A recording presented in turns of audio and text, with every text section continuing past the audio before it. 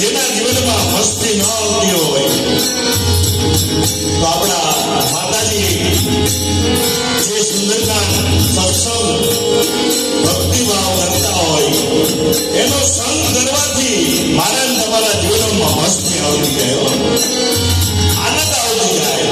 એવા માતાજીનો સંગ કરવાથી મારા તમારા જીવનમાં એક મસ્તી આવી જાય. કેવી મસ્તી? જેને